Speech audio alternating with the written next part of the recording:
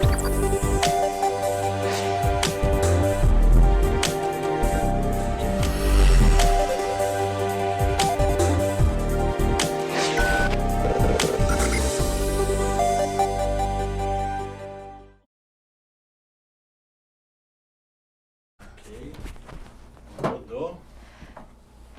Tópico 3 agora. Vamos lá, 3, 2, 1. Ação. Olá, seja bem-vindo ao CTEPS. Eu sou a professora Clarissa Barros, do curso técnico de condomínio. A nossa matéria de hoje é o direito condominial. Hoje, na aula 22, a gente vai falar sobre a instituição do condomínio, como ela é feita. Então, segue comigo. O condomínio edílico, ele pode ser instituído ou constituído. O que é isso? Segundo a lei, o condomínio é instituído por ato inter vivos ou por testamento no cartório de registro de imóveis e passa a produzir efeitos em relação aos condôminos, tanto que é aprovado o seu ato constitutivo por titulares de direitos sobre as unidades que representem no mínimo 2/3 das frações ideais, ok? Então, essa é a instituição de condomínio. Vamos dar uma olhada no artigo 1332 do Código Civil. O que ele diz sobre a matéria? Institui-se o condomínio edílico por ato inter vivos ou testamento, registrado no cartório de registro de imóveis, devendo constar daquele ato, além do disposto em lei especial. Parágrafo, inciso 1º, a discriminação e individualização das unidades de propriedade exclusivas, extremadas uma das outras e das partes comuns. Inciso 2º, a determinação da fração ideal atribuída a cada unidade relativamente ao terreno e partes comuns. E, inciso 3º, o fim que as unidades se destinam, se elas são para moradia, se elas são para fim comercial e assim por diante. A criação do condomínio por constituição, por sua vez, tem seu início com a própria convenção de condomínio, certo? Então, a convenção de condomínio é sempre constituída, ela vai sempre reunir pessoas, as pessoas que são responsáveis pelas áreas privativas ou frações ideais daquele imóvel, e essas pessoas vão determinar, através de assembleia, a constituição do condomínio. Então, o artigo 1333 tem a seguinte redação do Código Civil. A convenção que constitui o condomínio edílico deve ser subscrita pelos titulares de, no mínimo, 2/3 das frações ideais, ou seja, no mínimo 2/3 dos condôminos, e torna-se desde logo obrigatória para os titulares de direito sobre as unidades, ou para quantos sobre elas tenham posse ou detenção, certo? Se for promitente comprador, cessionário e assim por diante.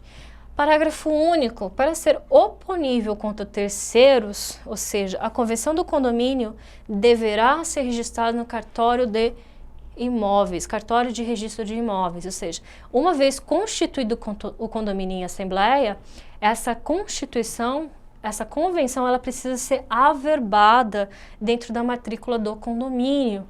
Por quê? Porque lá para frente pode vir novos moradores ou inquilinos e essa convenção ela precisa ser publicada, ela precisa estar expressa dentro da matrícula do imóvel, na matrícula da incorporação predial, que ela é existente, certo? E aí ela vai ser oponível a quem quer que venha depois.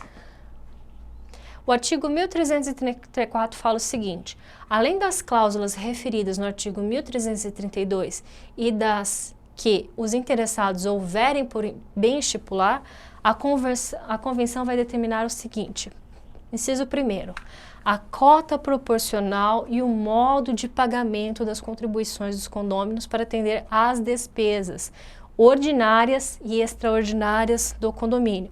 Lembrando, despesas ordinárias são aquelas despesas comuns do dia a dia previsíveis. As extraordinárias são as despesas que são imprevisíveis, certo? E aí elas precisam estar determinadas a forma de pagamento, a forma de cobrança dentro da convenção de condomínio. Inciso 2º, sua forma de administração, certo? Se o condomínio ele vai ser administrado por um síndico condômino, por um síndico profissional, por uma administradora e assim por diante. Inciso 3º, a competência das assembleias, ou seja, quais são as matérias que a Assembleia vai votar, forma de sua convocação e quórum exigido para as deliberações, ou seja, número mínimo de condôminos que são necessários para votar cada matéria. Inciso 4º, as sanções que estão sujeitas aos condôminos ou possuidores, certo? Sanções, multas, penalidades e assim por diante. 5, o regimento interno. Lembrando, o regimento interno é aquilo que rege o dia a dia daquele condomínio. Por exemplo, os horários limites para fazer barulho, os horários que você pode usar as áreas comuns, a questão de animais que são possíveis ou não dentro dos apartamentos e assim por diante. Parágrafo 1º. A convenção poderá ser feita por escritura pública ou por instrumento particular, certo? Você pode ter essas duas possibilidades de constituição de condomínio. Parágrafo 2º. São equiparados aos proprietários para fins deste artigo, salvo disposição em contrário, os promitentes compradores, ou seja, aquelas pessoas que compraram, certo, o imóvel, mas que ainda não colocaram, a matrícula ela não foi atualizada, a matrícula do imóvel. E cessionários de direitos relativos às unidades autônomas, certo? Por exemplo, eu tenho uma unidade que ela foi doada, mas o usufruto é de uma outra pessoa. Esse usufrutuário, ele tem direitos relativos a essa unidade. Então, é isso, pessoal. Chegamos ao fim de mais uma aula. Espero vocês até a próxima. Osnir, vou começar a próxima, pode ser? Então, vamos lá. 3, 2, 1... Olá, seja bem-vindo à Rede CETEPS. Eu sou a professora Clarissa Barros, do curso de Técnico de Condomínio, e a disciplina de hoje é sobre Direito Condominial. Na aula 23, a gente vai falar sobre Convenção de Condomínio. O que é isso, o que tem dentro dele, e vamos ver aqui rapidinho. Então, bora lá. A Convenção de Condomínio, ela estabelece regras internas para garantir a harmonia na convivência e entre as diversas pessoas que compartilham os mesmos espaços para seus negócios, moradia e lazer, certo? Ela é extremamente essencial porque ela precisa harmonizar, ela precisa colocar todos no mesmo pé de igualdade para seguir as regras e deveres. A Convenção de Condomínio adquire status de lei maior entre os condôminos. Existe sim o Código Civil e existe a Lei do Condomínio. No entanto, a Convenção de Condomínio respeita sempre essas leis, certo? Ela tem que respeitar o Código Civil e a Lei do Condomínio. E quando ela está respeitando, quando ela está certinha, está obedecendo, ela é a lei maior daquele espaço. A Assembleia de Condôminos, certo? É um lugar para o exercício democrático da vontade individual. Quando você exerce, cada um exerce sua vontade individual, a gente tem uma decisão coletiva a qual todos os condôminos devem se submeter, devem obedecer. Da Convenção de Condomínio, vamos lá. A Convenção de Condomínio poderá ser instrumentalizada pela via de escritura pública, testamento ou documento particular, quando as unidades pertencerem a um só condômino, ou se pertencerem a mais de um condômino, quando todos assinarem, ou ainda por deliberação em assembleia, pelos condôminos que representarem pelo menos 2/3 das frações ideais. Muitas vezes, quando você compra uma unidade dentro de um edifício, dentro de um condomínio, já existe uma convenção de condomínio, ela já foi instituída pelo incorporador, certo? Ou se ela não existir, ela vai ser criada dentro de uma assembleia. E essa assembleia deve conter no mínimo 2/3 dos condôminos. Registrado no cartório de registro de imóveis.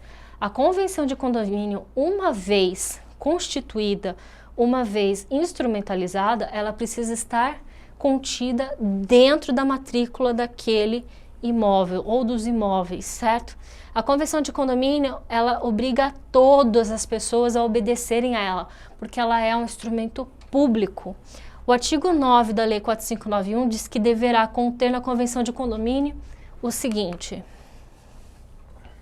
Artigo 9º. Os proprietários, promitentes, compradores, cessionários ou promitentes cessionários dos direitos pertinentes à aquisição de unidades autônomas em edificações a serem construídas em construções ou que já foram construídas, elaborarão por escrito a convenção de condomínio.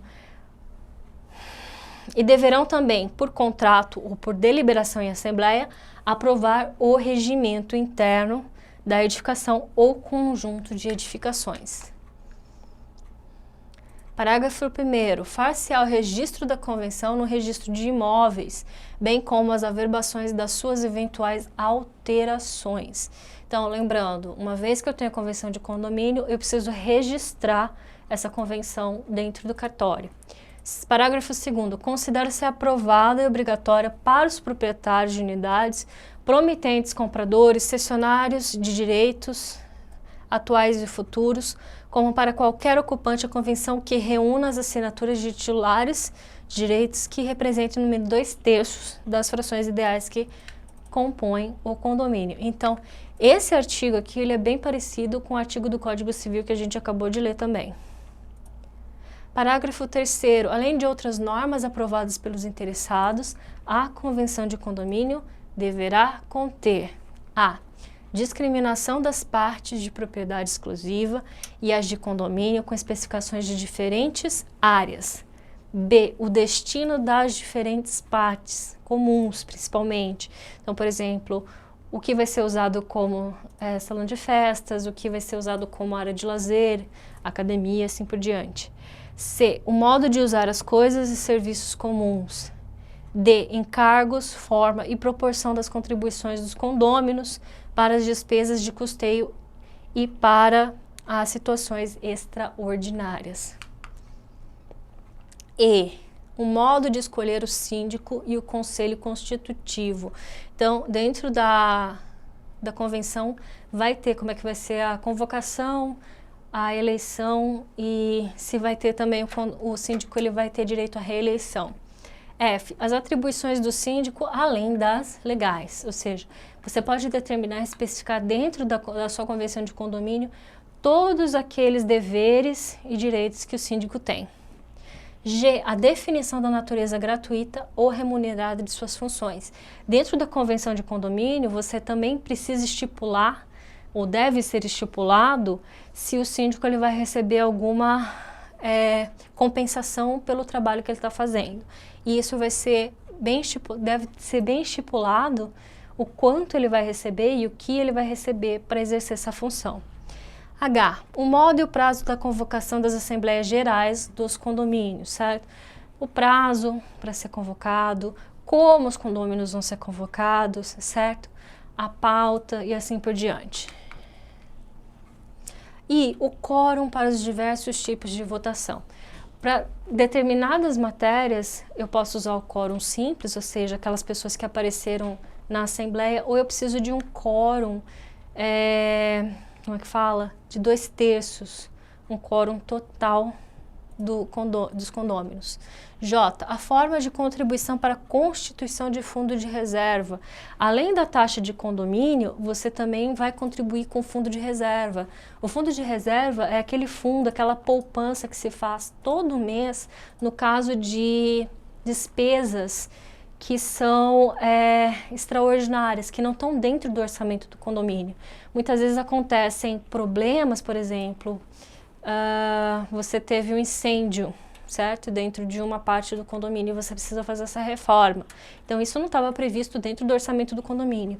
E é por isso que se faz a constituição do fundo de reserva. L. A forma e o quórum para as alterações de convenção, certo? Toda vez que a convenção, que a lei maior precisar ser alterada, essas alterações, a forma de alteração dela tem que estar disposta dentro da convenção. M. A forma e o quórum para a aprovação do regimento interno, quando não incluídos na própria convenção, certo? Parágrafo 4º. No caso de conjunto de edificações, o que se refere ao artigo 8º, a Convenção de Condomínio fixará os direitos e as relações de propriedade entre os condôminos das várias edificações, podendo estipular formas pelas quais se possam desmembrar e alienar, ou seja, compra e venda de porções do terreno, inclusive as edificadas. Por sua vez, o Código Civil Brasileiro prevê, no artigo 1332, institui-se o condomínio edílico por ato entre vivos ou testamento registrado no cartório de registro de imóveis, devendo constar daquele ato, além do disposto em lei especial, 1. A discriminação e individualização das áreas de propriedades exclusivas, ou seja, privadas, extremadas, separadas uma das outras e das partes comuns. Inciso 2º, a determinação da fração ideal atribuída a cada unidade, relativamente ao terreno e partes comuns. O fim a que as unidades se destinam. Artigo 1333. A convenção que constitui condomínio edílico deve ser subscrita pelos titulares de no mínimo 2/3 das frações ideais. Torna-se obrigatória para os titulares de direito sobre as unidades ou para quantos sobre elas tenham posse ou detenção. E aí temos o parágrafo único. Para ser oponível contra terceiros, a convenção de condomínio ela deverá estar registrada no cartório de imóveis. Então, se vocês virem a lei do condomínio e o Código Civil, eles trazem redações muito semelhantes. O artigo 1334. Além das cláusulas no artigo 1332 e das que os interessados houverem por bens estipulados, a convenção vai determinar o seguinte: 1. A cota proporcional e o modo de pagamento das contribuições dos condôminos para atender às despesas ordinárias. Ordinárias são aquelas despesas previstas em orçamento, como água, luz, pagamento dos funcionários, e as extraordinárias, que são aquelas que podem ocorrer a qualquer momento. 2. Sua forma de administração. A competência das assembleias, forma de sua convocação, quórum exigido para as deliberações. 4. As sanções a que estão sujeitos os condôminos ou possuidores. Inciso 5º, o regimento interno. Parágrafo 1º. A convenção poderá ser feita por escritura pública ou por instrumento particular.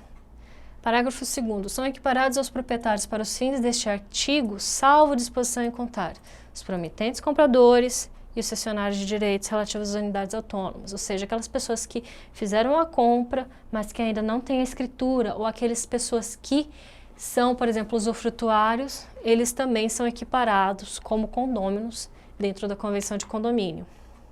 Então é isso, pessoal. Chegamos ao fim de mais uma aula. Espero vocês até a próxima. Curtou? Fez uma ou duas aí? Duas.